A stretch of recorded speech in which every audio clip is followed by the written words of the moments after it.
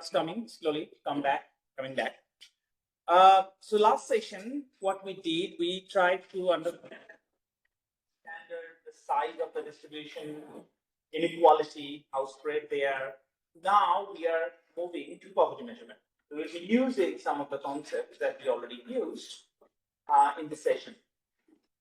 And based on this session, we will be building our sessions up until Friday. Okay, so our multidimensional stuff will be building on the conceptual aspects that we are going to cover here. Okay, you all had good lunch? Will be able to stay awake? Good. Great.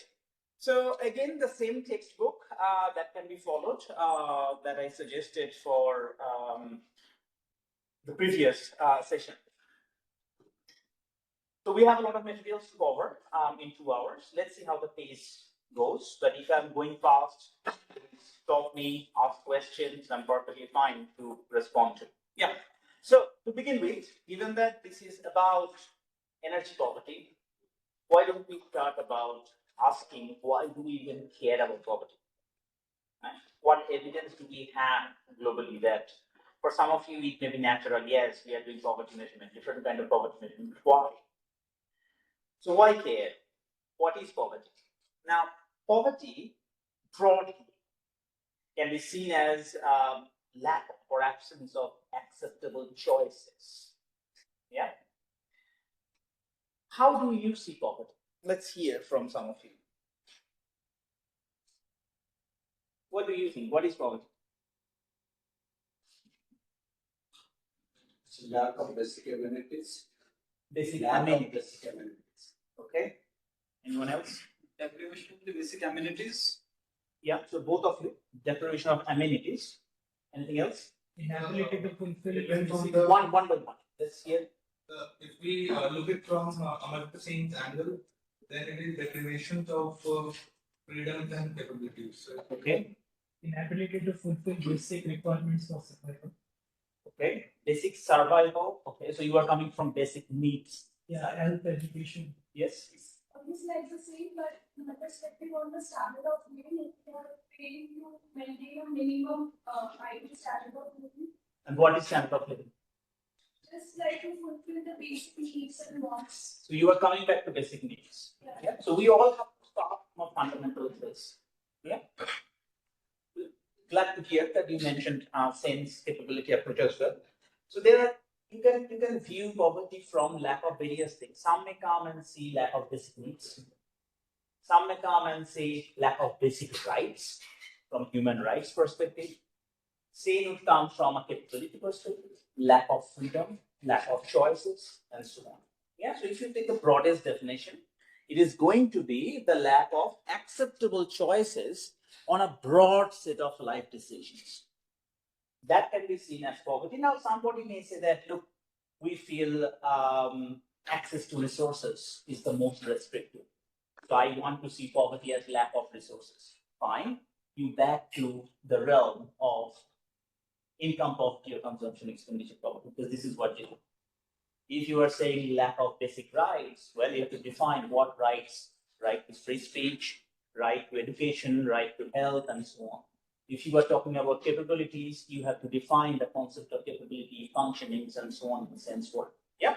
So if you look at the very broad definition, it could be seen as life decisions, severe lack of freedom to be or what you want to be. And but what happens is that in empirical work, whichever perspective we take, we typically end up in a multidimensional work.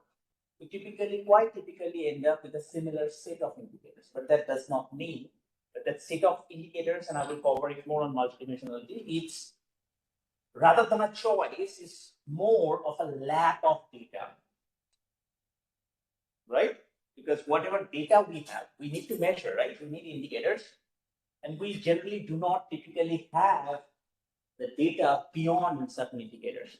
So whatever perspective you start with, you typically end up with a similar set of indicators. But that does not mean the motivation has been the same. It can be very different.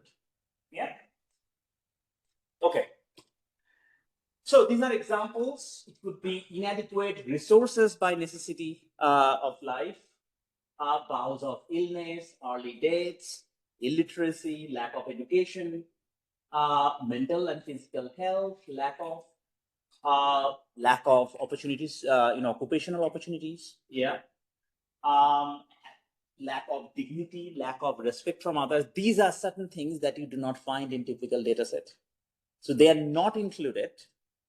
That does not mean they're not important, but only because there is no availability of data on them.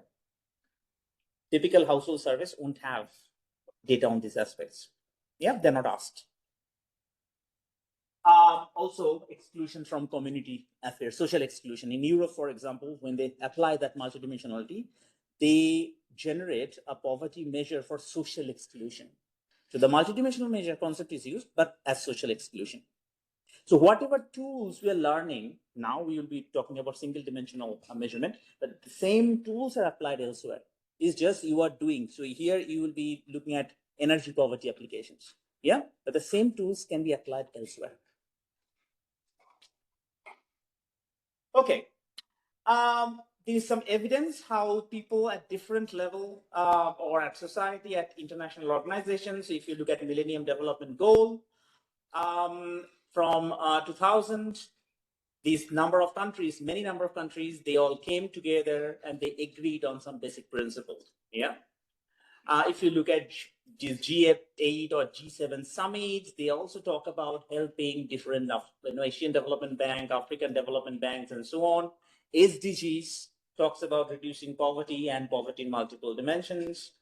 If you look at religious communities, you will see it is also embedded, helping the poor, helping the needy.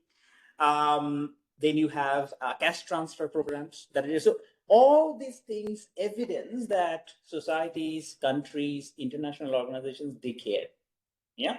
Now you may ask about some more fundamental question. You can see, but okay, why care about poverty alleviation? How does it affect society?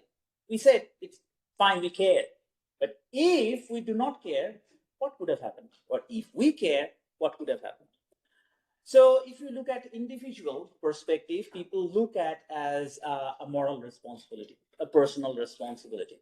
Yeah, they talk about against fundamental injustice. Why should some people have but others won't have? It's an individual responsibility from everybody's perspective.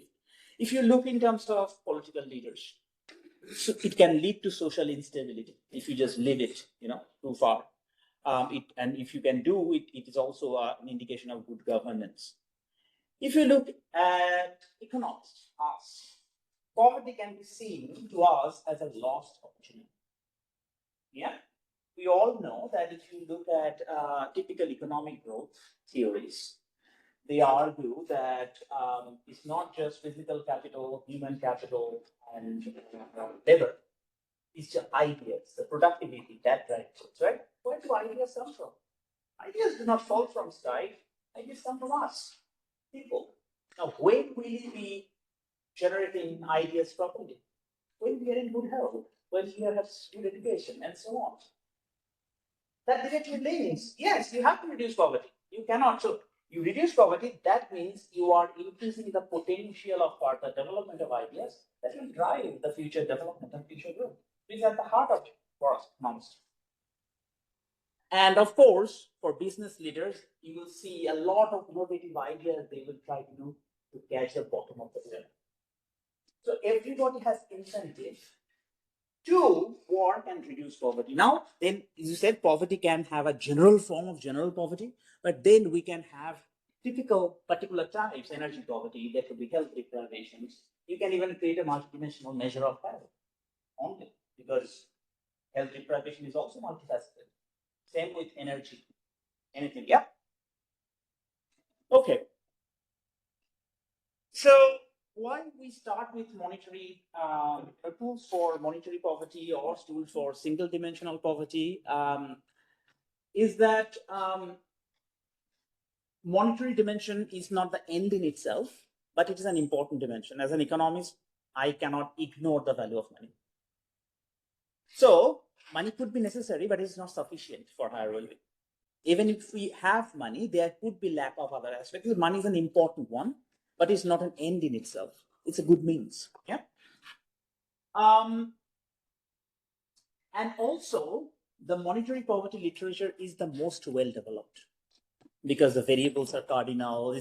It's really you. It's a perfect world to develop your tools and everything. We'll learn those tools, but then we will be whatever we are learning, we'll be using them over the next 3 days. Yeah, to go into multidimensional poverty world. Okay. So again, we'll start with the CDF. I have already seen you. Now let's closely look at how CDF is linked to poverty. I have discussed very briefly, but let's look at it directly. So we have this cumulative distribution function. Yeah. Question is, what does it tell us? So it tells us the share of the population having income less than a particular level. Here you have level. So this is 4 unit of income, 8 unit of income. Okay. So fx4, according to 4, you have fx4. fx4 is the share of population having income less than 4. Is there any term that we use? Have you heard of? Proportion of people below a poverty line. What is it called? Head count ratio. Interesting. So a distribution function is basically the head count ratio curve. So it gives you the head count ratio, the proportion of poor people for every possible poverty line. Interesting. This is how cumulative distribution is related to poverty analysis. This direct link. If you take F8, so for 8, if 8 is your income, then F8 is the proportion of people below the income of 8. Directly linked. Make sense? Why we are moving from quantile function to distribution function? Because it's directly linked to poverty. Okay. How should we assess poverty? Now, in general, in the poverty literature, and you will see when I talk about multidimensional poverty, you will see that there are different branches of poverty measurement that grew independently. We'll talk more about it. Yeah, but they all start, there's a common ground to start, and that was same. Okay, so since 1976, many streams have developed separately, but they all started from there. Now, there, Sen talked about 2 different steps for defining a poverty measure. The first one is called identification, is very important. Second one is aggregation. Now, identification answers to the question, who is poor? Okay. So it discerns from the poor and the non-poor, because if you're designing a policy, you need a benchmark. Okay. And that to be able to identify these are the group of people that I will be focusing on. That means you need to identify the group of people. Yeah. And this is done mainly by a tool called a poverty line. And that's why a poverty line becomes important. Yes, it is arbitrary, it has arbitrariness, it is crude, so on and so forth. There are various criticisms. If you set a poverty line, everybody will ask, why this poverty line? Why not something else? Fine, but no one can ignore the role of the poverty line. So, a person is poor if the achievement is below the poverty line. It could be income, it could be education, it could be health, however you define it. What is the significance of poverty line? 2. Number 1, targeting. Unless you have identified a group of people, who will you direct your policy? That's why poverty line is so important. So you need to be able to target. Number 2, benchmark. How much income would you give it to the poor? If it is a cash transfer program, how much income are you going to the poor? £1 million, £1 million rupees suddenly?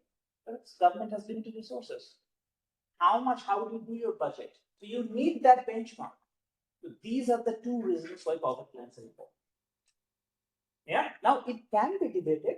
There is no scientifically valid way to set a poverty line. I have not come across any. You can tell me if you have any, if you are part of any. There is no scientifically one robust way to say this has to be a poverty line. No. Whatever you do, somebody will ask the question, why? And you have to defend. Okay. So technically what we generally do, so to do a benchmarking, we will have a distribution, but from the distribution, we'll be generating something called a sensor distribution. Have you heard about sensor distribution, truncated distribution? Have you heard? Can anyone tell me what's the difference between censoring and truncation? The truncation has a upper limit and lower limit. That's what the difference. So truncation means if you do not need some observations beyond a particular threshold, you drop them. Yeah? But for censoring, you do not drop them. You replace those additional values with a threshold itself. Okay? So, if you have a distribution X, then we will be denoting the sensor distribution as X star. So we will be retaining the original values Xn if Xn is less than the poverty line threshold. We're denoting the poverty line by Z, right? But if the values are greater than or equal to Z, we are going to just replace them by Z, assuming they have reached the threshold. So in a way, what we are saying we are not going to care about the income that is above poverty line. Because why do we need that? But if we drop them, we will have different problems. I will tell you that later. So, an example, if you have a poverty line of 10 and your original distribution is 4, 8, 9, and 15, this is the income that is above the poverty line. We do not need to care about this person. But we are not dropping that person from the sample. We are just replacing it by the poverty line itself. Done. Yeah? So graphically, how do we do it? Suppose you have, this is your distribution, right? Cumulative distribution. And this is your poverty line, Z. What we are going to do, we are going to censor. How do you do that? We are saying, done. So all the income above Z is replaced by Z itself. So you are censoring. So that part is gone. All the incomes above the poverty line, they're ignored. As if our objective is to benchmark, to bring everybody to the poverty line. That's the need for a policymaker, right? You have to bring those people at the poverty line. That's you have set the benchmark. So you're saying these people have reached the benchmark. So there you go. Their income is replaced by the benchmark. Yeah. So what would be an ideal distribution? The aim is to draw everyone at or above the poverty line. That should be the role of a policymaker who is designing anti-poverty programs, right? So the ideal distribution should be, this should be the ideal distribution. This is what you want. Once you have set the poverty line, you want everybody to be either at the poverty line or above. So this is your ideal distribution as a policymaker.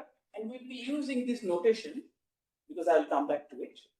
We'll be saying it as X bar Z star. Everybody, this is the ideal distribution that is set in front of a policymaker. This is what you have to achieve. Agreed? Everybody? Does it make sense? Yeah? So this is going to be your ideal distribution. A policymaker has to achieve this distribution. This is the target. This is the benchmark. Sounds good? Okay. Now, the question is aggregation. Once we have identified using a poverty line who are poor, who the poor people who are subject to be targeted, then we are going to ask, okay, how poor is the society? One measure you already know called head-count ratio, right? You just say what fraction of people are poor. This is widely reported. Like, what is the fraction of $1 a day poor? What is the fraction of people in say 30 rupees per day, and so on? Right? Okay. So we are technically we are going to construct a poverty index summarizing the information in the censored achievement vector, because we are not going to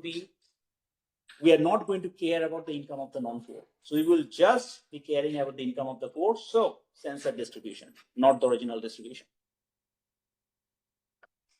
Now we will be denoting the poverty measure either by PXZ or by TX star, however you define, however you express it, doesn't matter, because X star is created using Z. So it could be either PXZ or PX star, it doesn't matter. Okay. So what we will do, just like we did for inequality and achievement standards, we will be denoting some of the good properties that a poverty index should satisfy. Yeah. And then we will see how these poverty measures also can be expressed as twinning achievement standards. We'll show you. Okay, let's talk about the desirable properties, but I'm presenting them just in terms of examples because you already have seen how they look like technically. So symmetry, same, but note for all the properties you have this extra term here, Z here, because you need that poverty line. So again, if you have these income vectors, if you just switch people's achievements, overall poverty should not change. Yeah. Then population invariance, same thing. If the poverty line remains unchanged, if you simply replicate people's incomes, same poverty should not change. Normalization, if there is no poverty, poverty is zero. Yeah. Scale invariance, if you have, say everything is expressed in dollars, poverty line in dollar, you express everything in pounds, poverty line in pounds, poverty should not change. And this is the only acceptable argument in favor of using scale invariance.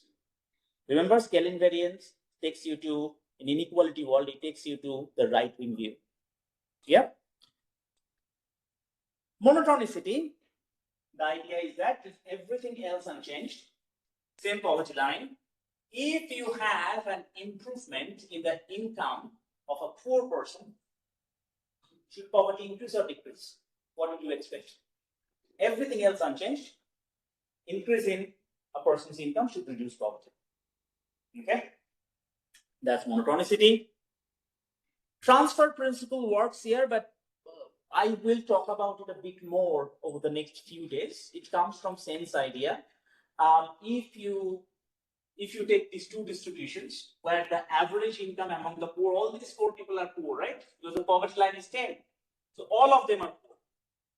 But here you see 1199, here you see 44 and 66. So the average income of the poor is exactly the same, but this one is more unequal than the other. And according to Sen, this should reflect higher poverty. But there are two different perspectives when you are, talking about this thing. Sen talks from an egalitarian perspective, that income among the poor has to be equal. But there is also another perspective, it's called prioritarianism. That means who should be prioritized first. In most cases, this prioritarianism and egalitarianism, they typically agree on certain principles. But this is more of an egalitarian perspective, but personally, I like the prioritarian perspective, where you are saying if a person is poorer, should get more attention than less poor. But they mostly, these different rules, they agree with each other. Okay? Now, this particular property is very much in the heart of poverty measurement. It's called focus. The idea is that, look, what is the difference between these two distributions? The income of this person increased, right? But is this person poor? No. So a focus property says if there is an increase in a non-poor person's income, poverty should not change. This is exactly related to the censoring that we did. That means if there is any increase in a non-poor person's income, we are not going to count it. So focus, you will not see focus in inequality or income standard. Focus is related to poverty measurement. Additive decomposability. Now we talked about decomposability in inequality, right? What was that? Between group and within group, sum. Decomposability in poverty is different. Please be very mindful. Do not get confused between inequality decomposition and poverty decomposition. Inequality decomposition is was within plus between. Poverty decomposition requires that if you have, so I think I have a little bit more notation, yeah. So if you have, suppose, two different groups, men and women, male and female, or different states and so on, So this is the poverty among males, say. This is poverty among females, right? Overall poverty should be expressed as population share of male times their poverty, population share of female times their poverty. That's called decomposition or additive decomposability in poverty world. There is nothing between or within here. Poverty decomposition is just that if you have the poverty of different groups, then overall poverty should be just the population weighted sum of this subgroup poverty. Okay, so it's different. There is a difference between inequality decomposition and poverty decomposition. Is very crucial. Poverty decomposition just is this one. There is no between group poverty or within group poverty. Okay. Please understand this one because we'll be coming back to it on Wednesday and Thursday as well. Yeah. Okay. Now, twin standard representation. It turns out, just like inequality, most poverty measures can also be written as, if you have a higher achievement standard B and lower achievement standard A, then most poverty measures can be written as B minus A over A. As simple as that. So all these complicated poverty measures will be showing some of you. They all can be written with this particular form. Now, in this form, the higher income standard is the arithmetic mean of, do you remember this vector? This is the ideal vector. That means this is equal to Z for everybody. That means this is the ideal distribution where everybody is at the poverty line. So if I take an average of the distribution, what do I get? I get the Z itself. Okay? So it is the Z value itself. And the lower achievement standard will vary. And depending on what lower achievement standard we use, we will be getting a different poverty measure. Yeah? So these are common poverty measures that are used. Head count ratio, you all know what head count ratio is. Poverty gap measure. Have you heard about the gap measure?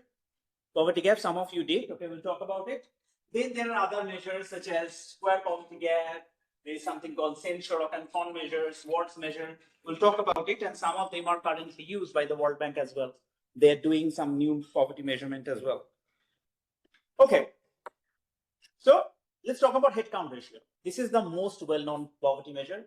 Many of you have used it sometimes in your life, yeah? So it is simply the proportion of poor people below a poverty threshold. So if the total number of population is N and the number of poor is Q, then the head count ratio is simply Q over N. Yeah? Let's try to see in terms of graph how it looks like. So we start with the distribution, yeah? We do first censoring, that means we censor at the top. So this is what we get, right?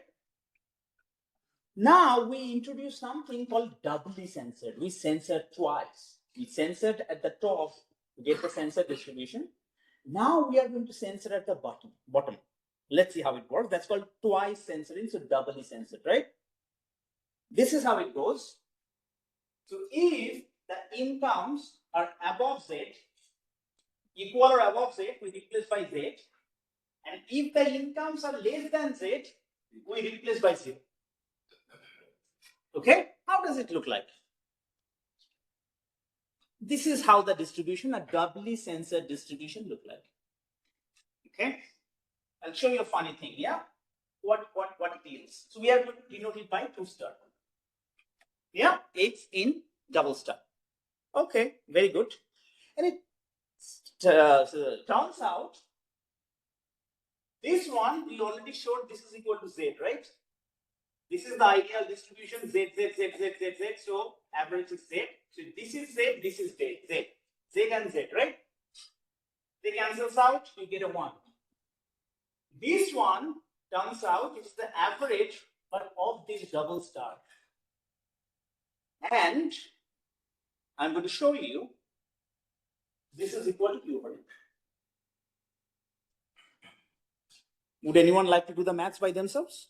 Or would like me to do it for you? Why don't we do it together? Why don't you try to solve this one? So this one you know already Z. This is Z, this is Z, and this one is just the weighted average of 0 and Z. Try it and see, you get Q over M. I'm trying to solve over here as well. Sure. And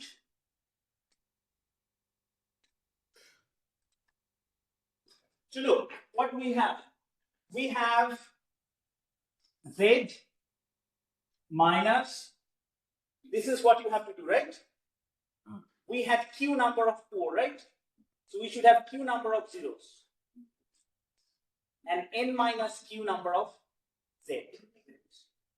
So we are going to have here Q number of zeros plus N minus Q number of Z. Agreed? And is divided by Z. Yeah? So we are going to have Z minus, this one goes, this is 0, and this is N minus Q times Z. Yeah? So minus N minus Q times Z over Z. We are missing something? Yeah, we are missing something. We are missing something, which is the entire thing. This entire thing has to be divided by something, right? Because it's the average. So this is actually, this has to be an N. So the entire thing has to be divided by N. So here's the duster. So this is going to be N minus Q over N times Z. Agreed? They all cancel out. So you just have 1 minus N minus Q over N. Agreed? Yes or no? Yes. So you have equal to N minus N plus Q over N. This is equal to Q over N. Okay? Do we all agree? So here, just write, this is Q times 0 plus N minus Q Z divided by, yeah? There should be an N here, I just wrote here. N should be here. Yeah, this is that. So this is you get, so you, in terms of the figure, you saw, if you just do this two censoring, that means you are giving all the poor a value of 0, all the non-poor a value of Z. You take just the average and use this simple formulation. This is nothing but the headcount ratio. The question is, what's the problem with the headcount ratio? Fine, it's easy to calculate and so on, easy to understand. So here you have 4, 8, and 15, Z equal to 10. Of course, what is the headcount ratio? 3 over 4. Yeah? Okay. Now let's talk about the problem with the headcount ratio. Very easy to understand. You talk to anyone, they will understand. We talk to our grandmas, they will understand what headcount ratio is. No mathematics needed. Let's run an exercise. Yeah? So suppose you have this distribution, and this is the poverty line. How many people are poor? All four. All 4 of them? Yeah? Suppose you are the economic advisor of policy. Yeah? He gives you 10 pounds to help the poor and said, you know what? You assist the poor with the 10 pounds. In the next period, I will assess how well you did using the headcount ratio.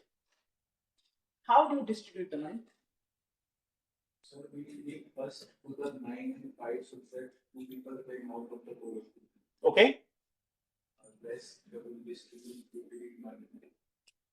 So just to repeat, you will give 1 to this person, 5 to this person, and distribute the rest between these two. Okay. So you reduced your headcount ratio by half. It was 100%, you reduced to 50%. Anyone else? Change the poverty gap ratio, will check. No, I'm saying headcount. Why are you going to gap? I mean headcount what, man? Okay. So headcount. So any other suggestions? You can give 10 rupees to 3 rupees. Bring them open. How? So you, One to last week, five the celebration. if you give, it doesn't, right? Okay. Any other suggestions? Can you do any better as an economic advisor? No? Okay, here's my suggestion and see how you feel about it. Okay? I give £1 to this person, I give £5 to this person, and I keep £4 to my pocket. Any different? So headcount ratio can lead to corruption. Policymakers won't have to spend the entire money. Still, they can show they have actually done a really good job in terms of reducing poverty. Okay? That's the catch. Also, they have other issues, but this is one way of seeing it. Yeah?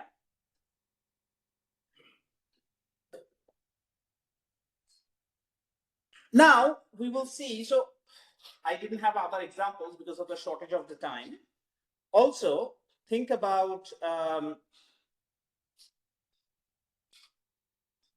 if you have an increase of say £1 of this person, income goes from £1 to £2, is there any change in headcount ratio?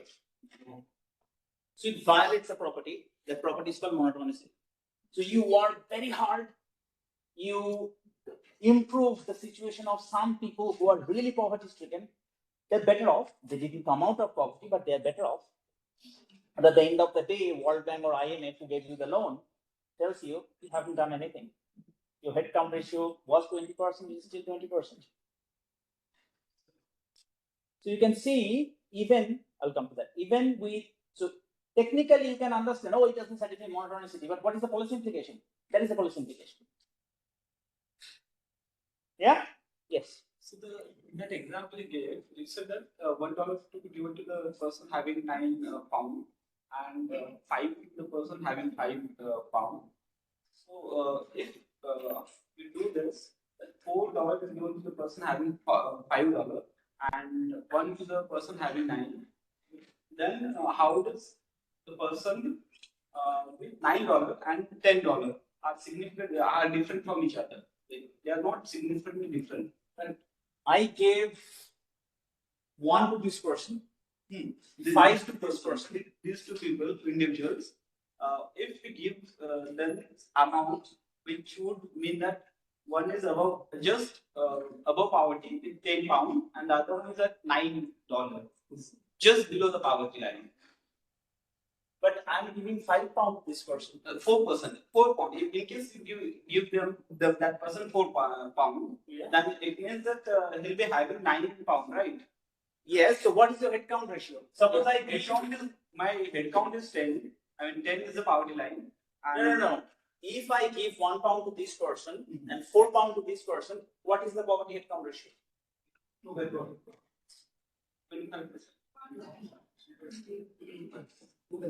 You gave £1 to this person, so out of poverty. Yes. You give £4 to this person. But then these two individuals, one with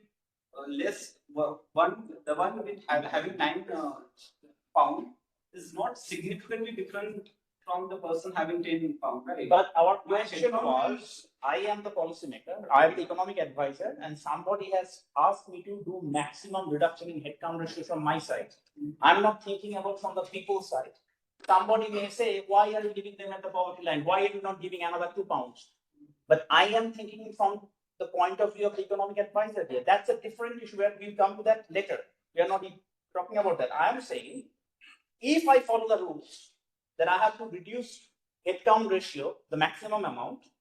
I have no incentive to spend that extra money after I bring these two people out of poverty. Or some of you should have asked me, why are you not giving that money to the poorest of the poor? Because this is where we should help them first.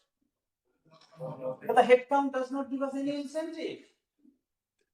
So which measure you use for your policy change the incentives of the policymaker. And that's where you hit the policy. That's where measurement is so important. If you do not measure properly, you do not give proper incentive. and it can distort. So first of all, it can raise to corruption. Second, there is no incentive to help the poorest of the poor. You just take these two least poor out of poverty, fine, voila, your job is done. That's where we are going to go next. Does it make sense? Okay. Next, let's look at the poverty gap measure. What problem can that poverty measure, this particular poverty measure, solve?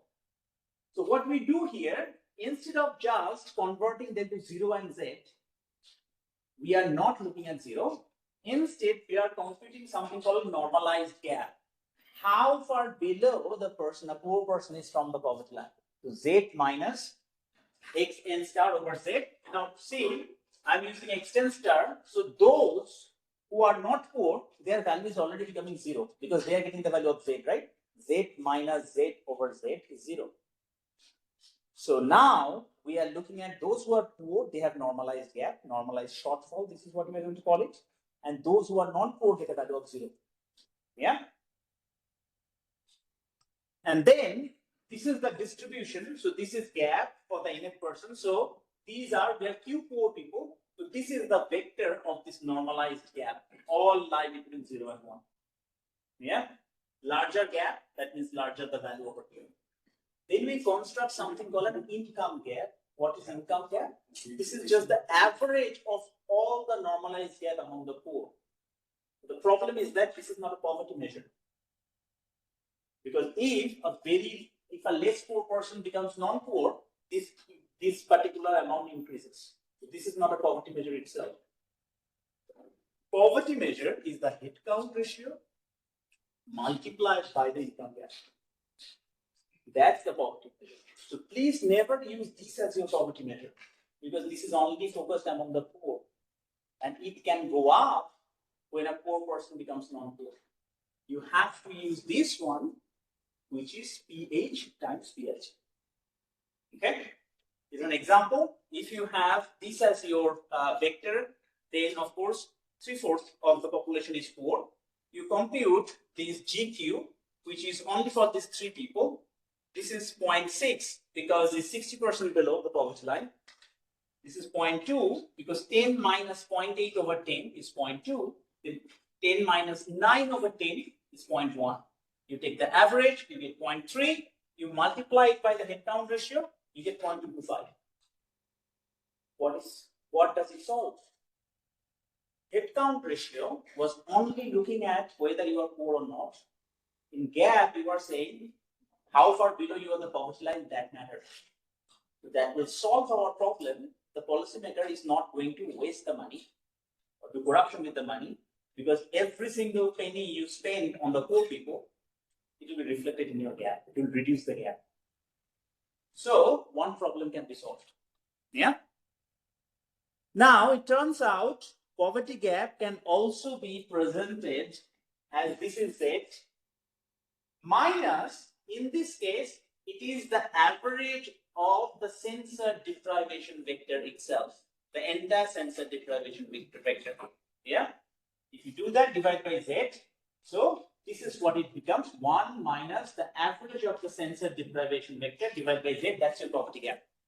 Yeah. Let's look at an example. So suppose you have the same vector, then your X star is going to be 4, 8, 9, and this one will be replaced by 10. There you go. You take the average, you get 7.75. Then your 10 minus 7.75 over 10 is equal to 0.225. This is what we got in the previous slide. So either way you compute, you get the same values. Yeah? The 2 different ways of seeing the poverty gap.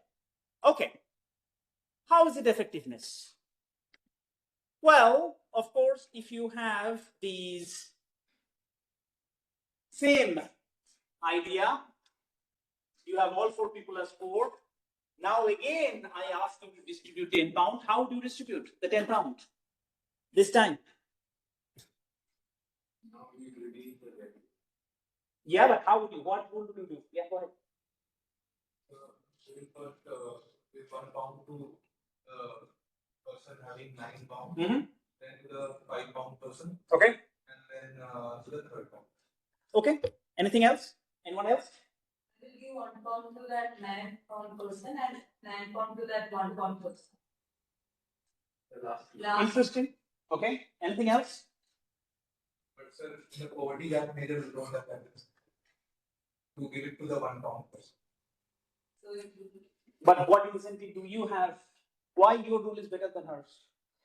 Because you have to close the gap. See, But she's closing the gap to too. reduce the poverty of the person owning 1 pound, you require more. How much gap did you reduce? 10. How much gap did she reduce? But still, No. How much gap did you reduce? 10. How much gap did she reduce? What is the difference? still that the first person owning the 1 pound is very far away. But who cares? You reduced the gap of 10, she reduced the gap of 10. Why is your better than hers? Here is the clue. It does not matter. It does not matter who you give the money to. As long as any poor person income does not go above 10. You hold them to poverty line. Even if no one comes to the poverty line, suppose I give 5 to this person, 5 to this person. Does it make any difference? I reduce the gap by 10. So you are right. You are right. Poverty gap, as long as you are reducing the gap, it does not matter who give you the money to. But what you may say, sir, what incentive is required so that a policymaker will help this person first? Poverty gap doesn't do that. So poverty gap does not give any incentive to help the poorest of the poor first. That's the catch. Otherwise, however you distribute, it doesn't matter. She was a benevolent policymaker. She said, I'll help at least the poorest. You said, you know what? Probably they are my friends. I will help these guys first. However you do, but there's no incentive. But you both are right. Do you see the point? Okay. So, would the policymaker necessarily assess the poorest of the poor first? Poverty gap does not allow that incentive either. So headcount and poverty gap, none of them give incentive. Poverty gap solves the problem of corruption that I gave you, because you are spending at least the entire money, but it still does not help the poorest of the poor. What should we do? What incentive is required? Additional incentive. Yeah. Only the measures that satisfy the transfer principle would provide the incentive to assist the poorest of the poor. In your exercise, I have added a question for this evening. Please try to go through that exercise. Yeah. So what is Foster Greer Thorbeck family? Some of you may have heard FGT, F for Foster, Greer, G for Greer, T for Thorbeck. They developed these measures in 1984. What the idea? The idea is, of course, you start with the normalized gap. Yeah. It also has this parameter like alpha, as you saw in Atkinson's measure. Yeah. But FGT as a family with alpha is 1 over n. Then you take the sum only among the poor, but you do normalize gap to the power alpha. Okay, so this is what FGT family is. For FGT family, when alpha equal to 0, this FGT family becomes the headcount ratio itself. When alpha equal to 1, FGT becomes the poverty gap measure itself. When it's alpha equal to 2, it becomes the square poverty gap measure. Remember, we're talking about Euclidean mean, square. This is another application. So what they do, so for FGT2, this is equal to 2. Now, what is the intuition? It is multiplying the gap by itself. So larger the gap, you are multiplying with a larger value. Smaller the gap, you are multiplying with a smaller value. So it's another weighted sum where the higher poverty values are multiplied by itself. So you are giving more weight to the poor than the less poor. That is the idea. Yeah. So square poverty gap. Now it is decomposable, it's sensitive to transfer, It can be broken down into this headcount ratio, income gap, and again, they use generalized entropy too among the poor. I'm not going to do decomposition too far because it will again take 10-15 minutes to go through. The problem is that in general, and many people say it's not a big problem, in alpha was an inequality aversion parameter, and they were all linked. Geometric mean is less than arithmetic mean, harmonic mean is less than geometric mean. Here, a change in alpha is not as intuitive. You cannot compare gap with square gap and so on. That particular link is lost. That is the only problem with this measure. Okay? And it sometimes becomes really difficult to intuitively interpret its measure. Head count, you have intuitive interpretation. Gap, okay, how much money is needed to get the people out of poverty. Square gap, very hard to find an intuitive interpretation. That's the only disadvantage. Okay, now I'm presenting the entire snapshot of all the poverty measures. Look, they all can be written as somehow a function of this Z and another income standard. So they all look like this. And now we have done poverty gap measure, fine. There is something called a Watts measure. This Watts measure is very similar to generalized entropy. Yeah, this is called LNZ, the natural logarithm of the poverty line, minus the geometric mean here. It is the geometric mean on the center headcount ratio. This is a measure. It is considered. I'll show you the properties. One of the perfect measure, and World Bank is trying to use it to define their own poverty measure.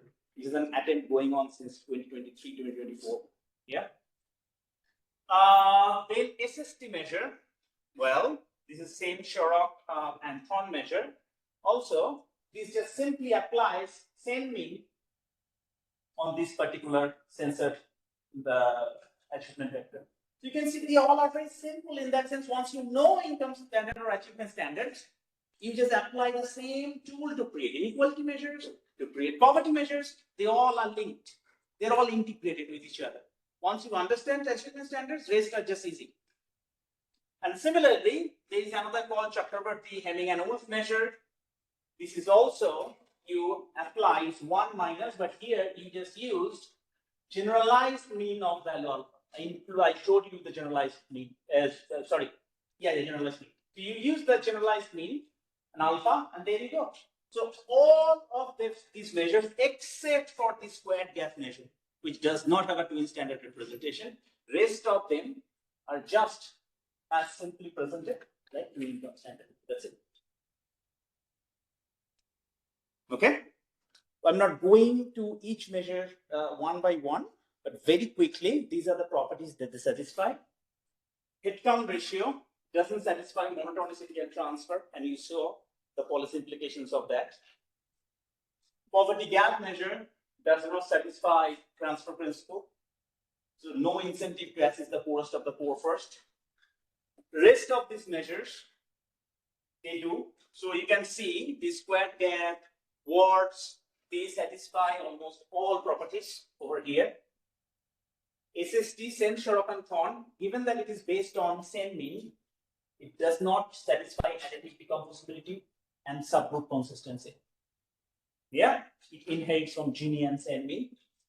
And CHUC satisfied for their different parameters. This is a bit complicated one, but some of them satisfy additive decomposability, not all, and some of them satisfy transfer principle. Yeah, but these two are kind of perfect measure from your policy purposes. Okay. Okay. How am I doing, Pratap, in terms of timing? Perfect. Okay. Any questions so far? Any clarifying questions so far? Whatever I said, did it make sense? Anything completely confusing? Not yet? Okay. So I am carrying on, but if you have issues, please stop me and ask questions. Yeah? I'll try to go a bit fast. So we are moving into the realm of now dominance and ambiguity. Yeah? So there could be two types of issues here. unlike in case of income achievement standards and inequality, here there could be arbitrariness from the point of poverty line. Whatever, if you choose $1 a day, some people will say, what is the difference between $1.2 a day and $1 a day? Same thing. Aggregation, poverty measure, because if you use square poverty gap, somebody would say, why not use WART? If you use WART, somebody says, why not use poverty gap? Will you get different ranking? So again, can we devise a situation where we do not have to choose a poverty line, not a poverty measure? We can just say poverty has gone down. Whichever measure you choose, whichever poverty line you choose. That's called dominance and unanimity. Yeah?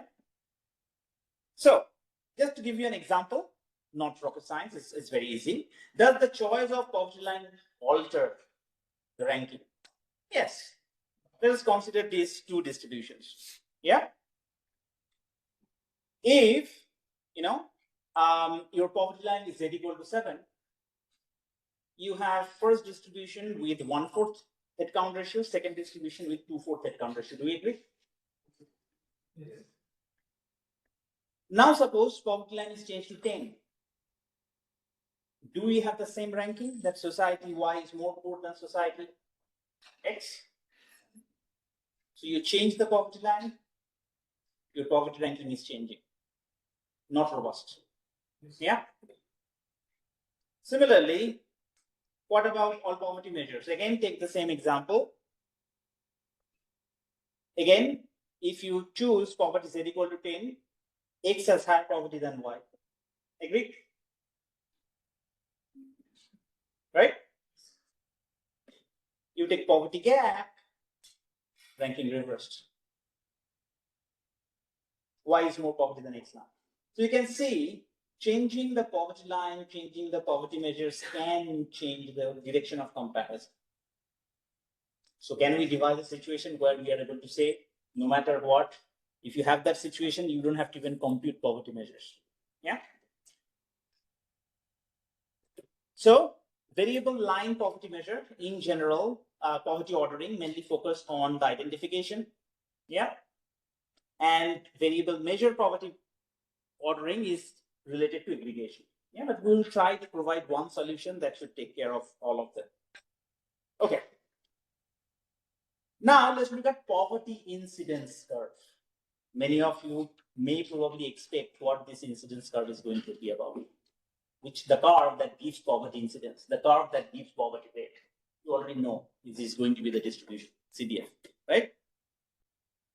So the CDF is the poverty incidence curve itself. So suppose now you have this cumulative distribution function, yeah, fx. And then you have a second cumulative distribution function, fx prime, red and blue. You take the poverty line Z. Which distribution has higher poverty, higher head count ratio?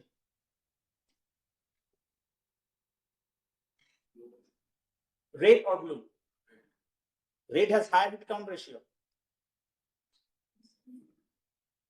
How do you compute higher head count ratio from a poverty incidence curve? Is the height of the curve that gives you the head count ratio. So blue has higher head count ratio. So if you do that, this is the head count ratio for the red for poverty line Z. This is the head count ratio for the blue for poverty line Z. So blue has higher poverty in terms of head count ratio, right? What about for poverty line Z prime? Which distribution has higher poverty? Blue. Again, blue. What about Z double prime? Is there any poverty line at which fx has higher, red has higher head count ratio than blue? No.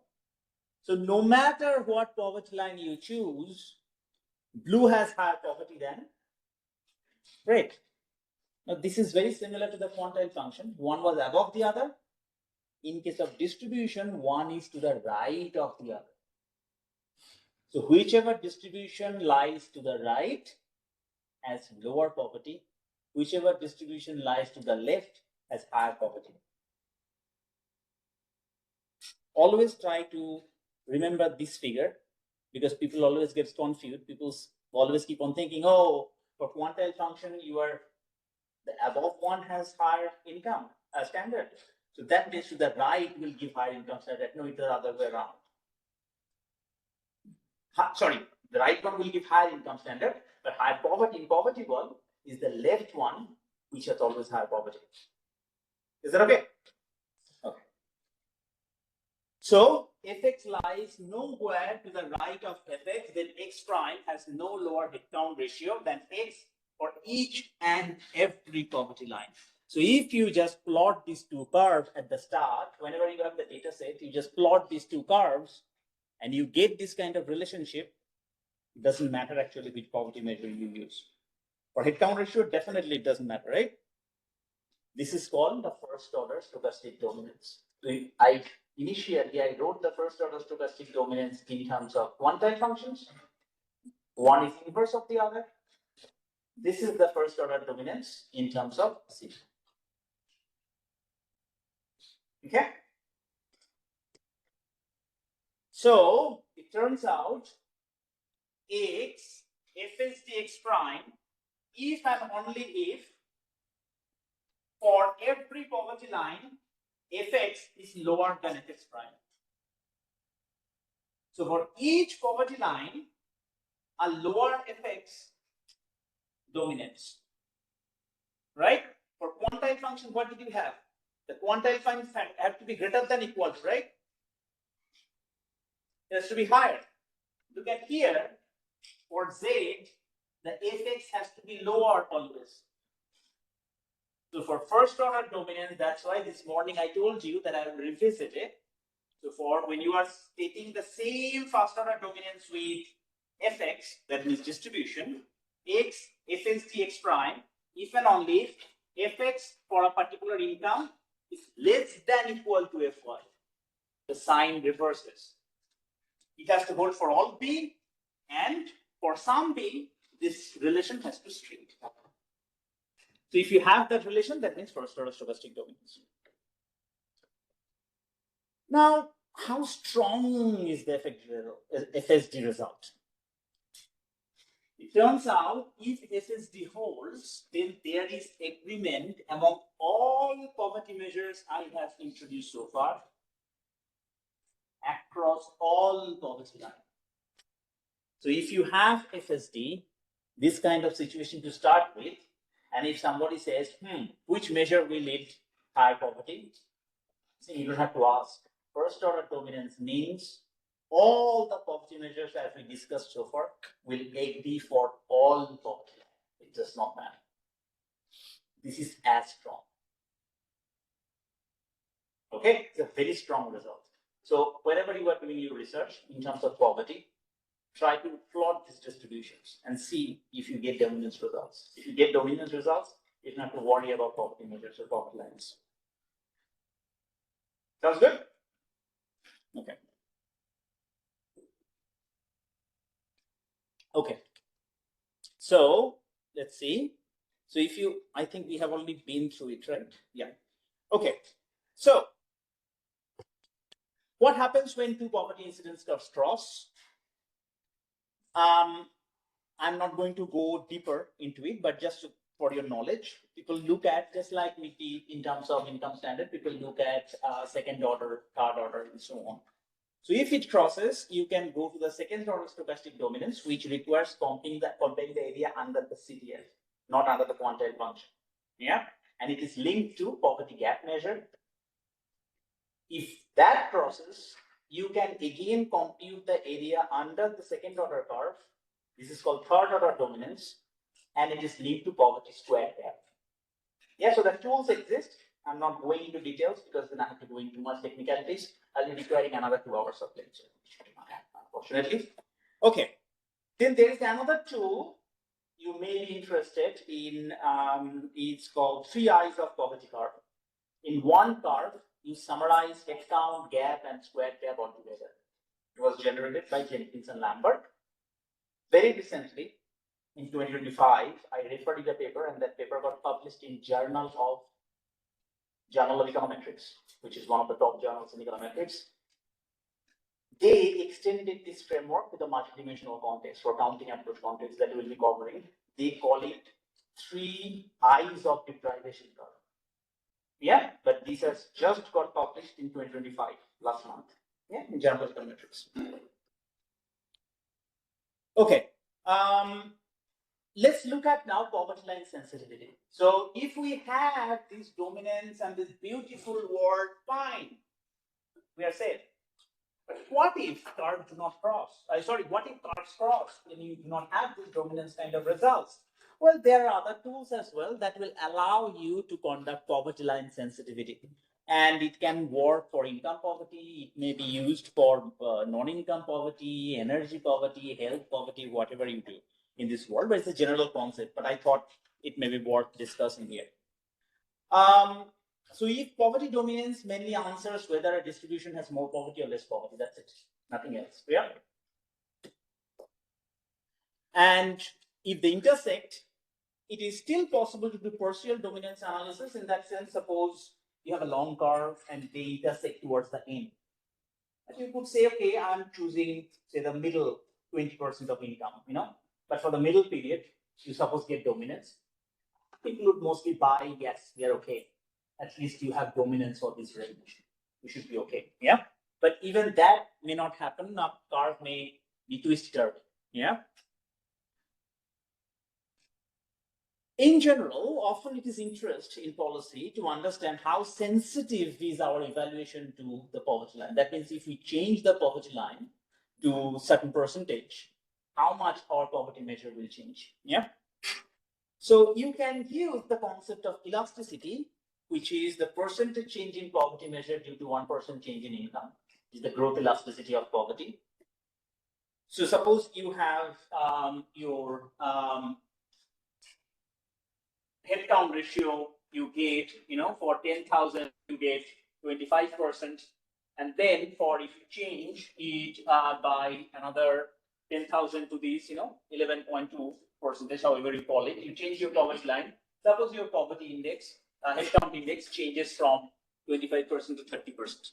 So you have a 5 percentage point increase or a 20% increase. So you can compute your change, what you expect if you have low elasticity. That means your poverty estimates are more reliable. That means they are not changing much.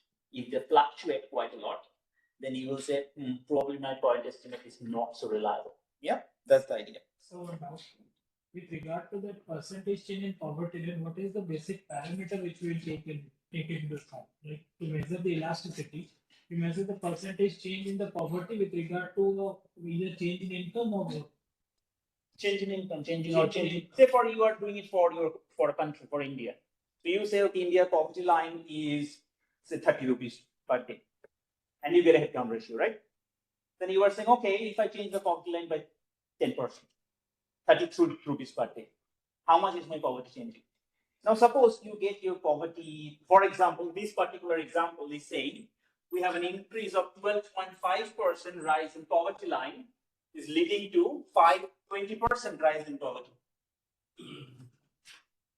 It's a lot, right? You change. So if you get 10% change in your poverty line and your headcount ratio changes by 20%, 30%, it's a big change, right? So you have to be really careful. But suppose you see that I change my poverty line by 10%, my headcount ratio changes by 2%. Fine, then it's more reliable. Yeah. So there is no income rule, like something has to change to a certain extent. Are you asking for rule of thumb? Yes. I have not come across. I mean, I don't believe in rule of thumb, first of all, but these are tools people use. It's all value judgment. Sometimes you say, elasticity of 1 would be acceptable. Sometimes people say, 0.5 should be more. Very difficult to come up with a particular number. And I don't want to fall in the trap of value judgment. I don't want to dictate. But it's totally up to you what you consider sort of acceptable. But whatever you do, give them more than one figure, not just one. Yeah. Look at 10, 5%, 10%, and see how much it is changing and so on. So the elasticity here, you can see 20% divided by 12.5% is nearly 1.6, more than 1. Some may say, yeah, it's pretty high. Yep. problem with elasticity, poverty measurement, is that growth is unbounded. GDP is unbounded. So your growth can take any value, right? But your poverty measure is a bounded one. So if you are very close to poverty, you cannot have a large reduction in poverty anyway. So sometimes when you take percentage, that means divide by the existing poverty, you always do not get the right figure. So sometimes you have to look at the absolute change as well. And that takes you to the world of semi-elasticity. Yeah? So you can use elasticity and semi-elasticity. So lower elasticity means policy reliable estimate. Now I do not want to set a threshold here. Yeah? So how is poverty and growth related, and what kind of tools we can use? Growth definitely doesn't always lead to poverty reduction or the poverty reduction the way you want. Yeah. Let us take an example. So suppose we have this distribution 8, 10, 18, and 24. Average is 15. If you take the average of these four numbers, you get 15. Yeah. Suppose you have two timelines. You have a red timeline and you have blue timeline. In red timeline, suppose in both timelines actually, your average changes to 24. What is the rate of growth here? 15 to 24? Around 60%, right? So 60% growth. Now suppose you have a poverty line of 12. And this is how the distribution turned out. So in red situation, distribution is 8, 10, 20, 50, and in another situation is 18, 18, 26, 34. You have same growth and look very different poverty trajectory. Which trajectory has lower poverty? The blue one, right? There you go. The same growth, but different poverty trajectory. Now, change in growth is of course due to poverty line. So what we do here, it's called growth elasticity. So you had one elasticity concept that I showed you. It was elasticity with respect to the poverty line itself. This one is growth elasticity of poverty. Yeah. So growth elasticity poverty is similar. Percentage change in P due to 1% change in per capita income. So this is your growth, 1% growth. And then you are saying that due to 1% growth, how much my poverty has changed. Yeah. Same elasticity concept can be used here. In general, if this value is greater than 1, then growth has resulted in larger reduction in poverty in relative terms. And if this is less than 1, then of course growth has resulted in a smaller relative reduction in poverty. Now, the problem that I was discussing above, let me just go back one slide. Sorry. This is the elasticity. The problem with elasticity, when you look at the percentage change, as I told you, that poverty indices are bounded. So whether when you are dividing it by the actual poverty level, whether it is high level of poverty or low level of poverty, can distort that relative change. Yeah. So what is suggested also to look at the growth semi-elasticity of poverty. So here you have absolute change in poverty. Here you have percentage change in per capita income. Yeah. So this has been used by various other examples. So in poverty elasticity, in growth elasticity of poverty in literature, you will see both elasticity, which is more of the relative concept, and you also see semi-elasticity. Now, this concept is not just for income poverty, they can be used for multidimensional poverty, because what if you want to know change in per capita income, but change in multidimensional poverty? So you can use the same concept. We will be covering, we have a tutorial session where we will be covering more about how we use this elasticity concept in multidimensional context. Okay. Let's now talk a little bit about growth incidence curve, how this growth incidence curve can be used to understand whether a change in poverty situation has been pro-poor or not. Okay, you have heard about the situation pro-poor, right? People call pro-poor growth, whether the growth has benefited poor or not. Yeah, how we can use this growth incidence curve. So what is a growth incidence curve? For growth incidence curve, suppose we denote the growth in the average by G bar, and it denotes the growth of quantile incomes between Y and X at percentage points. So this growth incidence curve is actually computing the growth of every percentile income. So you divide the entire population into 100 equal groups, yeah, and then you have the quantile function, right? So you have a quantile function of period 1 and you have a quantile function of period 2, right? And you are computing the growth at every percentile. So that can give you a growth incidence curve. Now, growth incidence can be linked to poverty incidence. How? So, if a poverty line is fixed, if the growth incidence curve is positive and downward sloping throughout, what does it mean? Let me show you when I draw the graph that headcount ratio should be going down. Yeah? How does it work? So this is, suppose this is your growth of the mean. Okay? And suppose we are plotting this growth of quantile incomes for every quantile, every percentile here, right? So it is the distance, relative distance between two percentiles. And suppose you have a growth incidence like this, growth incidence curve like this. What does it mean? It means this is the average growth of the average, yeah? Growth of the bottom 1%, growth of the bottom 3%, growth of the bottom 3 percentile, 4 percentile, and so on. Now, if a curve is downward sloping, what does it mean? The poorer has faster growth or slower growth? Faster.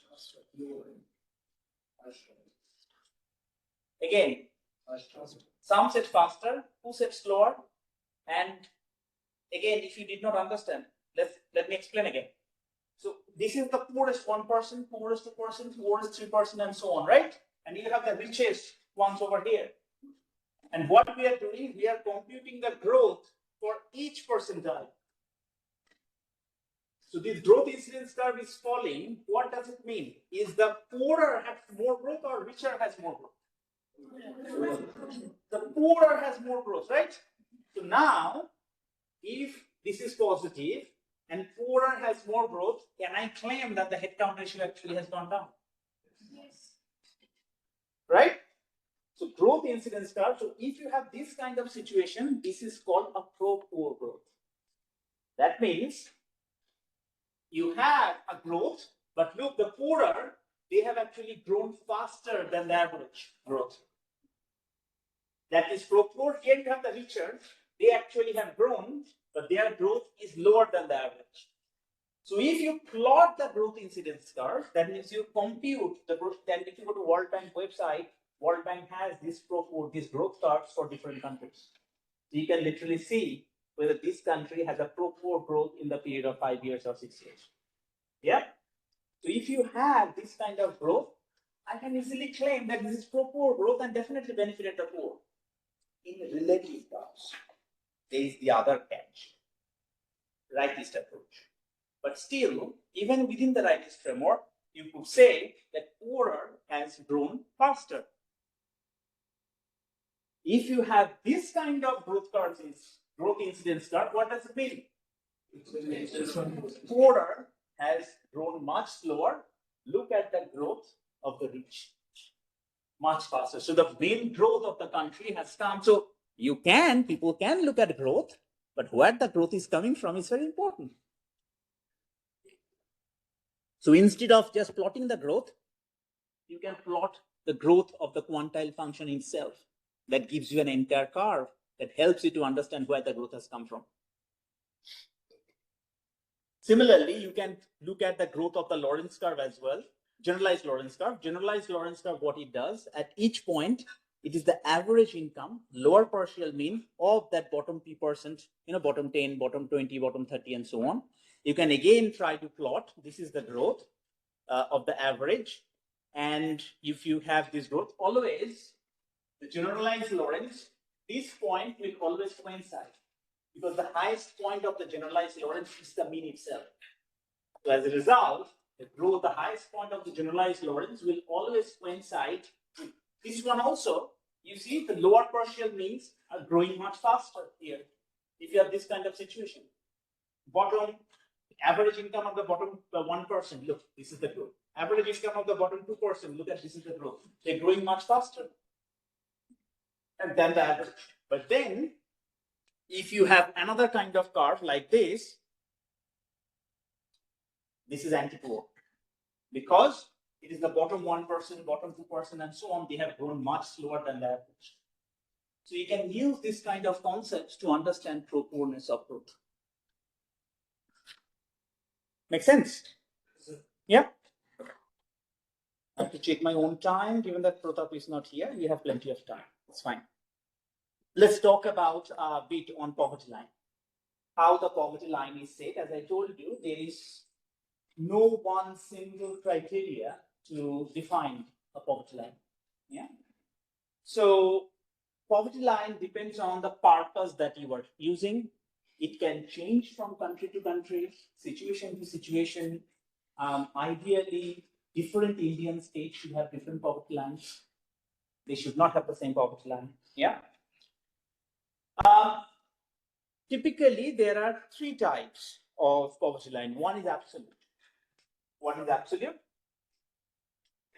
It is generally said, you come with some criterion, and this criterion generates the poverty line, and the only change you have is just the inflation adjustments. Yeah, so suppose somebody decides, okay, those who living in rural areas, what is the calorie requirement now in India for rural? Anyone? 2400. 2400? And in urban? 21? Okay, so 2400 and 2100. How scientifically valid is it? It is. Why it is not 2420? Why it is not 2379?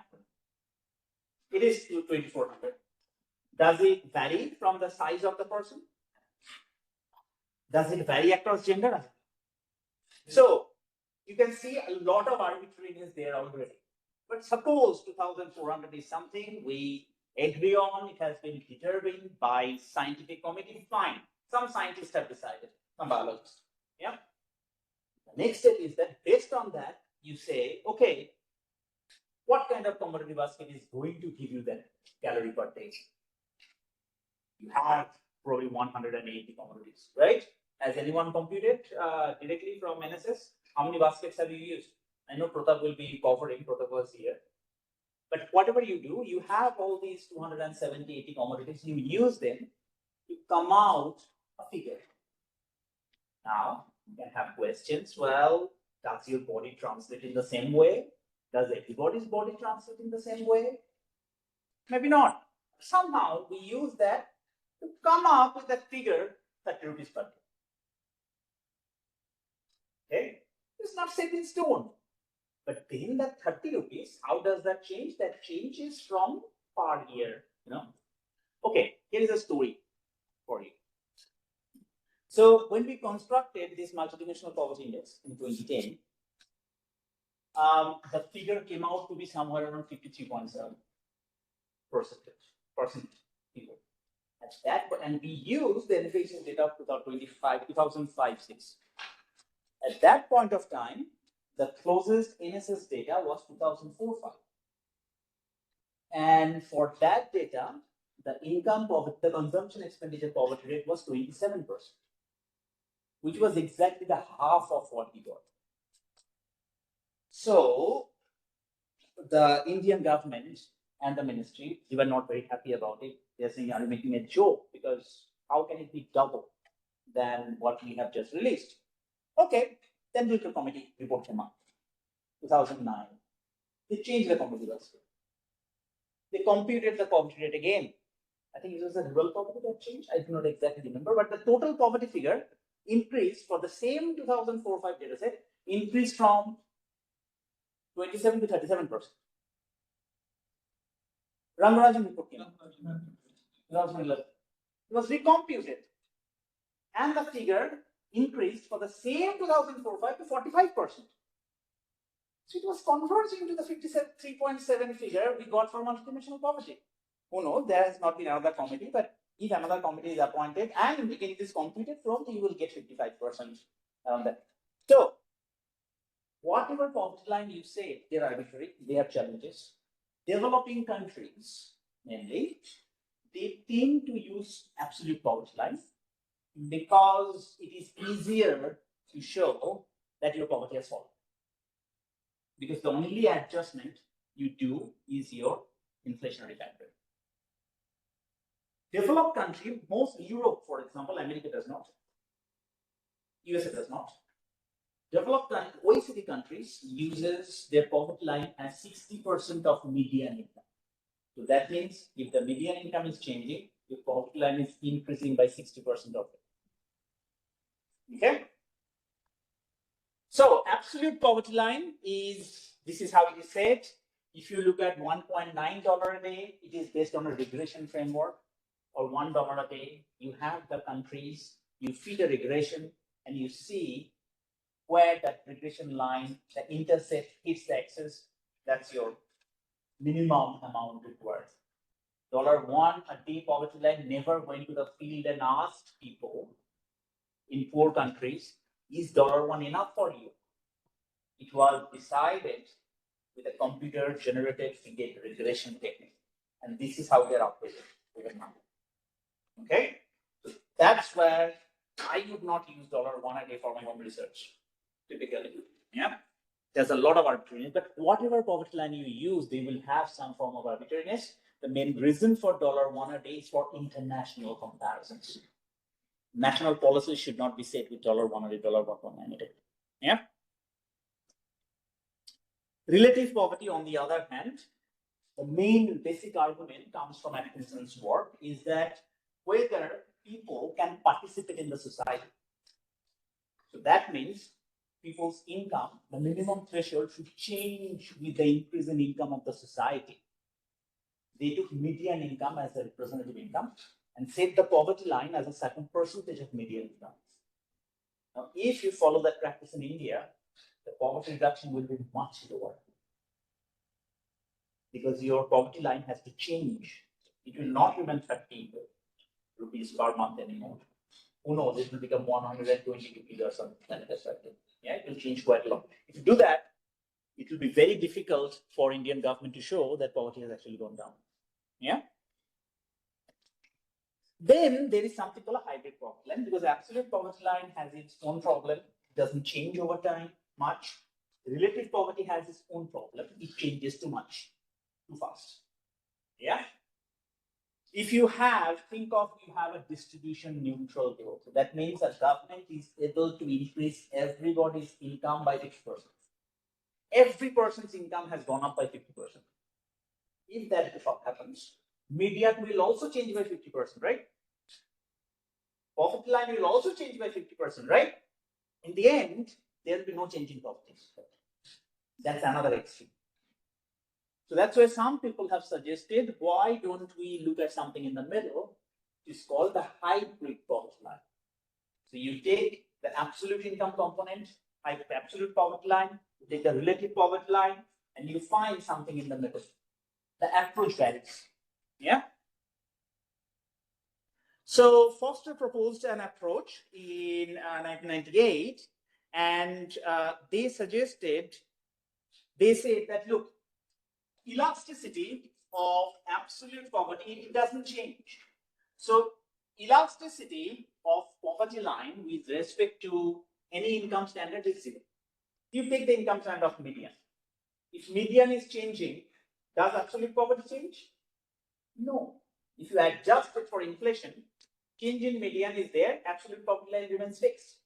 So no change in absolute poverty line. So the elasticity of poverty line with respect to an income standard is zero. On the other hand, the elasticity of a relative poverty line to an income standard is 100%, is 1. Two extremes, right? Why don't we find something in the middle? So, relative poverty line elasticity 1, too much responsive. So, he proposed something like a Cobb-Douglas function. So you have a relative poverty line, an absolute poverty line, and then rho is the elasticity parameter, the convex combination is the parameter, it's elasticity parameter as well. It lies between 0 and 1. So for absolute, elasticity is 0. For relative, elasticity is 1. If you set rho somewhere in the middle, then the elasticity is between 0 and 1. It could be one approach to setting poverty line for a country. You do not make it completely elastic, you do not make it zero elastic, but somewhere in the middle. Okay, this is analogous to, if you want to see, it is analogous to the Laplace function, it is analogous to a geometric mean, however you want to see it. Yeah. So the interpretation of rho is, it is the elasticity of the poverty line with respect to the income. You can set it, again the question again would be, where do I set it? Well, fine, you choose it at 0.5, you choose it at 0.6, it's totally up to you. Or you can show a range and conduct robustness analysis. It's all fine in research. So if rho tends to 0, then ZH becomes less and less response to income standard. And if ZH and its rho goes to 1, it becomes more sensitive. Now, Atkinson and Bourguignon proposed a different approach. What did they do? They said that we denote the income standard respect to which poverty line will be set by WM, which could be mean or median. But then they suggest, a poverty line could be, you take the value, this is the absolute poverty line, and this is, suppose, 60% of the median income. So your poverty line should be whichever is the maximum of these two. If the absolute poverty line is higher than the relative poverty line, then absolute poverty line is your poverty line.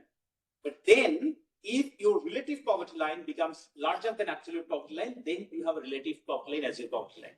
So your poverty line will look like something like this. Yeah, let me see if I have the graph for you. If the absolute poverty line is larger than the relative, then absolute poverty line should prevail. And if relative poverty line is larger, then that's one. But in general, if the relative poverty line is larger, then it is going to prevail, and they give some regression estimate, and they found, using the World Bank data, that K to be found for this particular year was 0.37. This one. But these are, again, academic estimates. They can vary if you change the data sets and year, etc.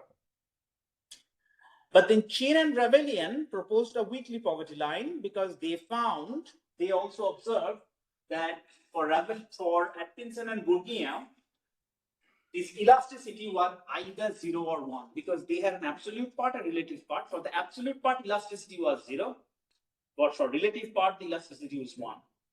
They said, okay, we see if we can have another approach, more intuitive approach, so that the elasticity is between 0 and 1. So what they did, they added another term here, another positive term over here. Yeah, so alpha is greater than 0. In addition to this Atkinson-Bourguignon term, and this made the elasticity to be somewhere between 0 and 1. Let me show you. So for Atkinson and Bourguignon was this one. Yeah, so it went like this, and then you had the relative over here. Yeah, and this line was passing through the origin like this.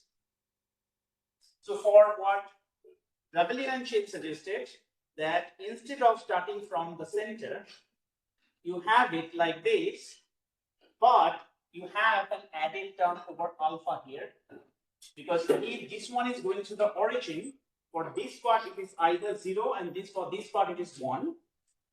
But given that Ravelian and Chen added an intercept term, for this part it is 0, but for this part it is less than 1. So that was the typical idea how to change. This is called a weekly relative poverty line. You may see World Bank using them in the near future. Yeah. Now, how should we determine poverty line in practice? $1 million question. I don't have an answer.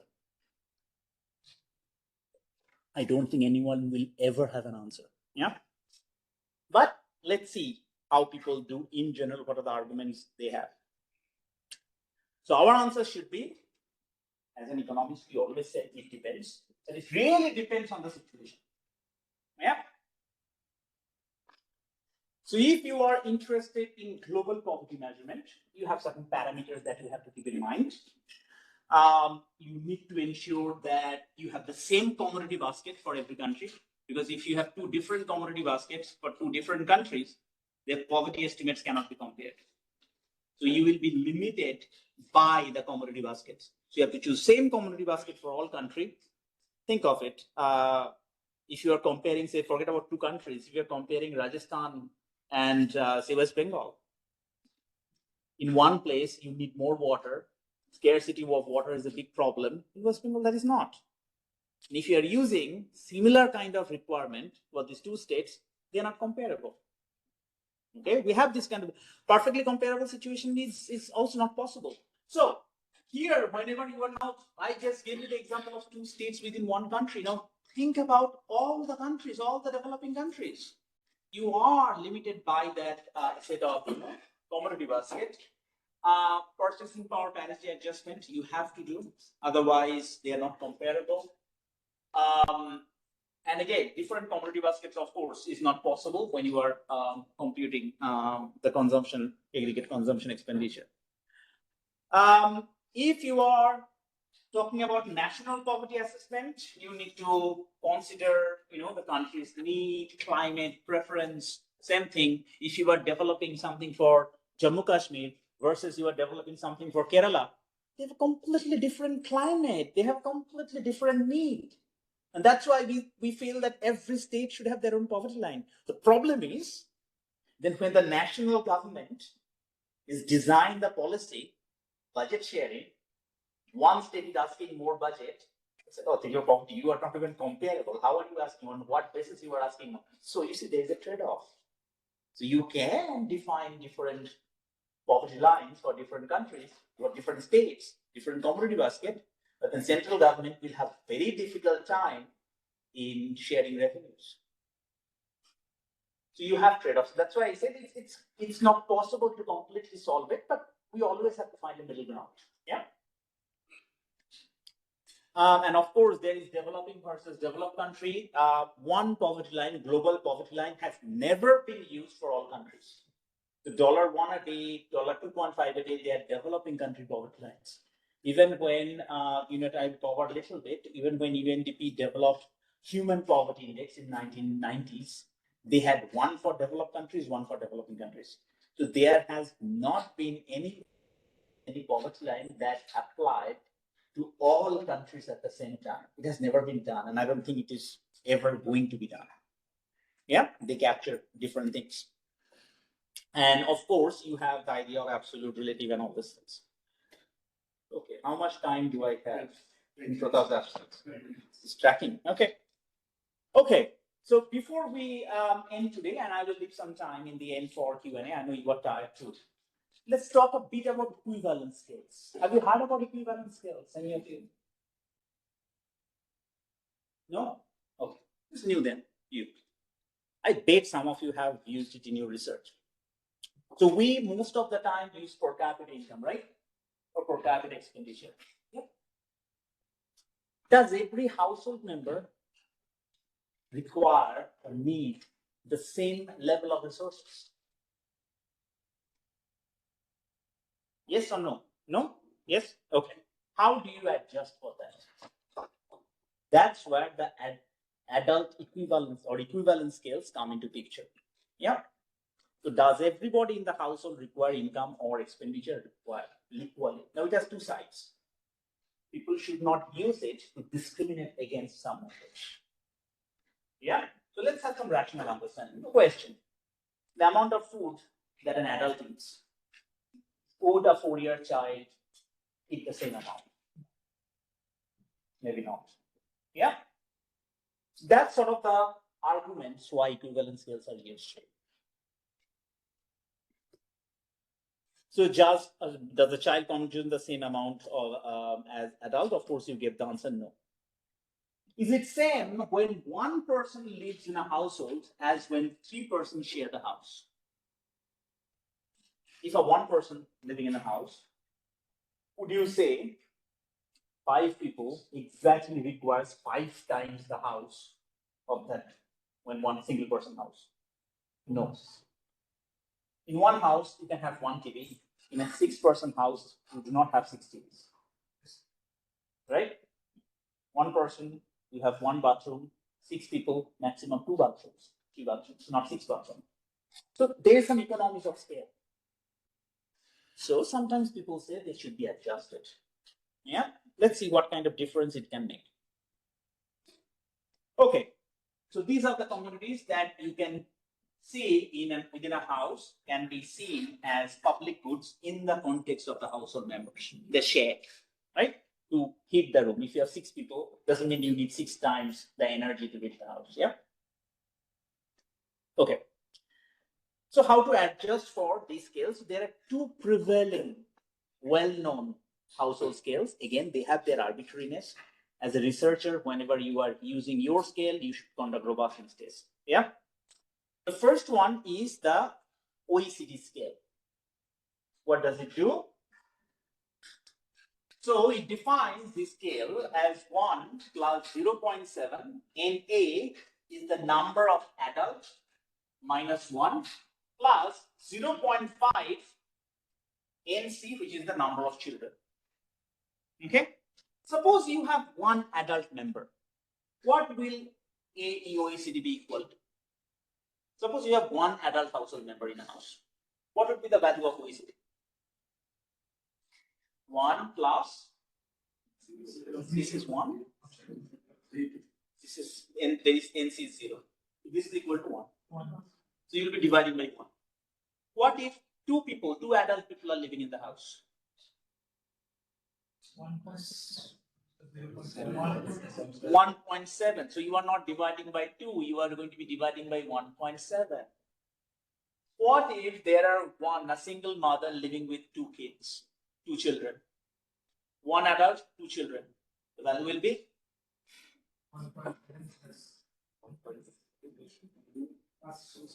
1 adult, 2 children. Value of 2. So you are not going to be dividing by 3, you will be dividing by 2. Does it make sense? So that is OECD equivalence scale. There is a World Bank LSMS equivalence scale. Yeah. So this 0.7 here on the left hand side, 0.7 captures the economies of scale. So if you increase the number of adults, they do not increase by 1, but they keep on increase by 0.7. And this is the children component. Every child is considered half in requirement as an adult. This is World Bank. They use a slightly different kind of scale and they use that formulation. NA is the number of adults, NC is the number of children, but then rho is adult equivalent for children, and mu, the term V, is called mu. This one captures economies of scale. How it can be decided? Sorry? Scale to be decided. World Bank, OECD, they come with their estimates, but I always show caution because I don't believe in a point estimate. So you have to compare for a range of values. This is what my guidance suggestion. Yeah. So NA is the number. For example, here you are saying it's 0.5. It may not be true. And also, you need more brackets 0 to 4, 5 to 9, and so on. This is very simplified, and this is mainly for so that policymakers can understand. But for your own research, you have to have more divisions and so on. They do not adjust for disabled people, right? They do not adjust for elderly. Nothing. No adjustment. It's very simple, very simplified version.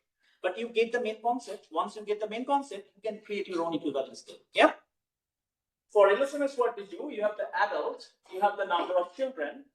Rho is the cost of a child compared to adult. And then V is the effect of economies of scale. If you have the value of 1, then you assume no equivalence scale. Yeah, otherwise it should be less than 1. So these are the 2 prevalent equivalence scale. Let's look at an example. Yeah, the next slide. I hope I have the example for you. Yeah, I have. So consider this example. So the per capita, the adjusted welfare aggregate for each household is computed as the total income of the household, but instead of dividing by the total number of members, you divide by adult equivalent. Let's see how difference it can make in practice. So suppose we have two households, each has income of 24,000. Yeah. So if you do typical per capita, it is going to be depending on the household member. Okay. So household A, you have 3 adult members. So if you use AOECD, you have 3 adults. That means you have 1 plus 0.7 times 2. So you will get 2.4. So adult equivalent per capita income is going to be 24,000 divided by 2.4, actually 10,000. Okay. Now suppose household B, which has 1 adult and 2 children. Each adult equivalent is going to be 1 plus 0.5 times 2, so only 2. So adult equivalent per capita is going to be 12,000. If you just simply divide by 3, the number of which is usually done, then your adult your per capita is 8,000. So if your poverty line is 9,000, if you just divide it by 3, then this person's household is poor. But if you adjust for adult equivalent, they are not poor. So you can see it can make a big difference. And that's why you have to be precise as well. For your own research, you need to be very precise. You probably need to adjust for much larger age groups, gender, disability, and all these things. So your adult equivalent is very perfect. It itself is an area of research, adult equivalent skills. What kind of adult equivalent skills? So can you adjust it for poverty line as well? Absolute So poverty. if you go to US government website, Okay. US government's poverty line exactly adjust for, so they do not have one poverty line. So they have a poverty line for single adult household. They have a poverty line with 1 adult, 1 single child. They have a poverty line for 2 adults and 3 children. So they have different poverty line. This is how they adjust. So they don't have a per capita poverty line. So they adjust and then they have different. So if you go to visit US government poverty lines, you will be able to see those different poverty lines. Yep. So how much minimum? So when you are computing this, probably you decide, okay, say in urban rural, we already have the differences, right? 20,400 versus 18. You can try to do the same thing for children of different ages, gender, and so on. Very difficult. It's not an easy task. As I said, it itself is an area of research. But if you try to do that, well, that can give you a more complete adult equivalent scale. And then, of course, it begs the question: how much difference in results you get, whether you use that adult equivalent scale or not. But here you can clearly see it's different. The same income, 2,400. If you divide it by 3, you will get 8,000 for both households. But if you adjust for adult equivalence as well as economies of scale, you get slightly different pictures. Food for thought. Martin Rebellion probably had a paper where he adjusts for this adult equivalent, because if you do that adult equivalent, because in general, in most of the poverty analysis, we see larger households are poorer. If we have adult equivalent here, then the picture change. There's a paper by Martin Rebellion, which was done in late 90s or something like that. But there are people who are working in adult equivalent scale. It's important. Sounds good?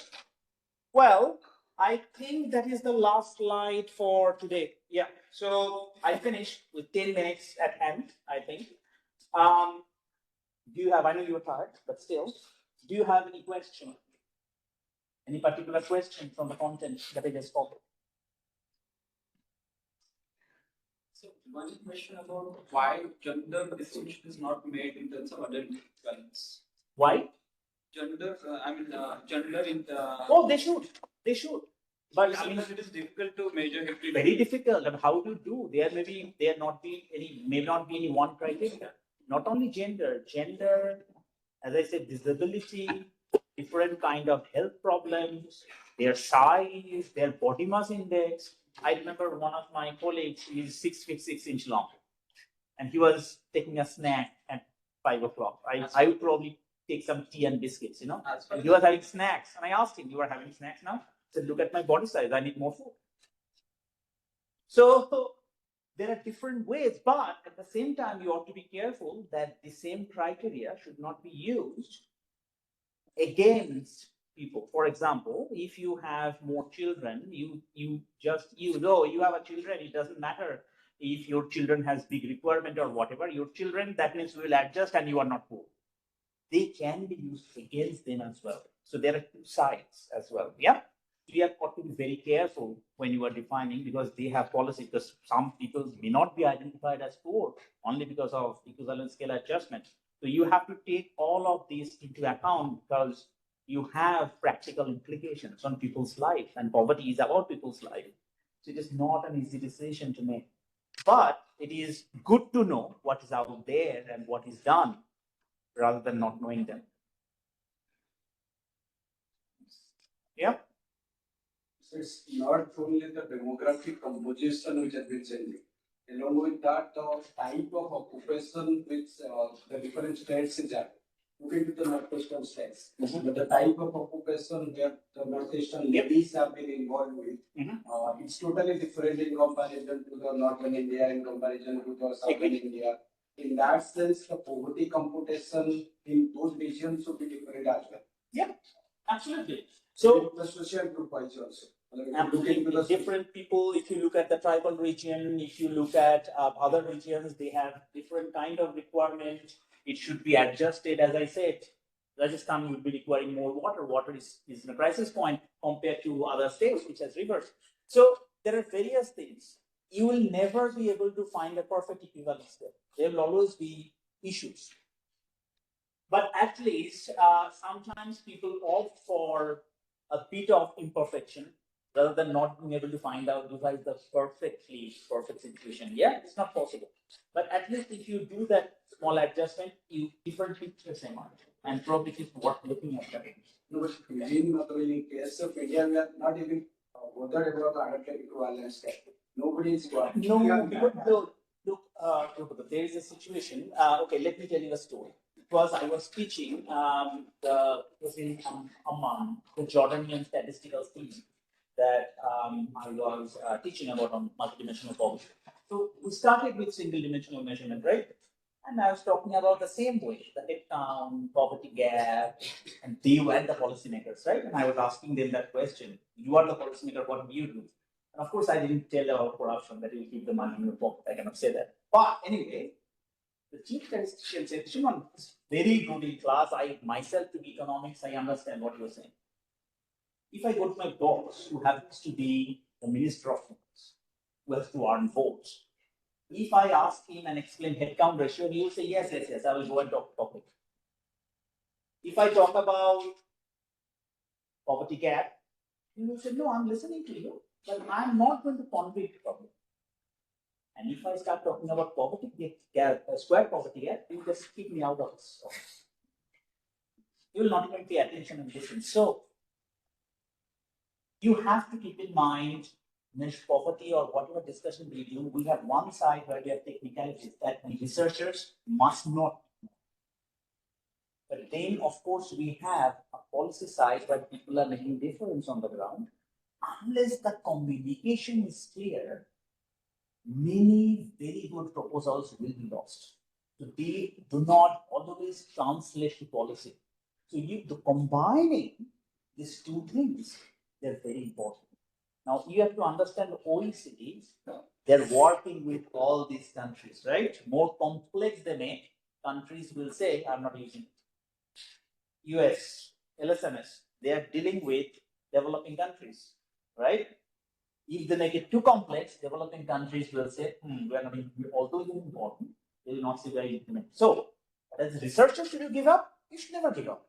Our objective is to try to get to that truth as much as possible, however complicated it is. We cannot always think about whether it will be implemented by the government or not. We should try to get as close as possible, but our objective is not only that. Our objective is to get to the truth. Does it make a difference? Yes, you can try to devise, you can make it state-wise. As I said, every state should have their own poverty line, but the other side is that central government will come and say, how am I going to distribute resources? So you have both sides. But you do not give up your investigations. Okay? You have to keep on trying, finding, and by doing this, hopefully you will find a solution that is communicable. But communicability is a big problem. Instead of all those poverty lines, don't you think that the median income poverty line could have been like below 50% and below 60%? So that could have been. You are assuming that here is another point. It is under the assumption that you have a very accurate estimate of the median income. Do you?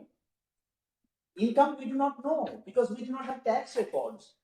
Still, you guys are working in India. What fraction of population pay tax, income tax? For how many people do we have tax record, verifiable tax record? What fraction? Anyone? At some point, 20 years ago, it was 3%. Has it changed much? 7 to 8%. There you go. So even the median income consumption expenditure, if you say, was 2017-18 report released? No, right? Second, surveyors these days, they say that you go to survey a household, you meet their dogs. They don't even, the response rate, the attrition, the dropout rate is massive, non-response rate is massive. So even if you use consumer expenditure survey, you do not get the exact accurate picture. How do you set the poverty line where you are affecting people's life? How are you going to base on that median income, which is not even accurate? So you see, there are different flaws on practice if you want to try to. If we can't measure those things, that's where measurement and data becomes so important. And then there you go, we don't have a census in 2021. So it is very important that we all opt for and push for better data. Because unless we have better data, we cannot do and better measurement techniques, we cannot do analysis. How forget about doing poverty? Right? Does this hybrid method which you have mentioned satisfy all those properties which does? It is a poverty line. The properties are for aggregation methods. So it's not going to make any difference. Poverty line is a poverty line. Poverty line is given. So all those assumptions are based on a given poverty line. So whether that $10 poverty line is from hybrid, relative, yes, certain things may change because poverty line will keep on changing when you are changing things. I don't think you can adjust, minor adjustment with the assumptions and properties. It's not a problem.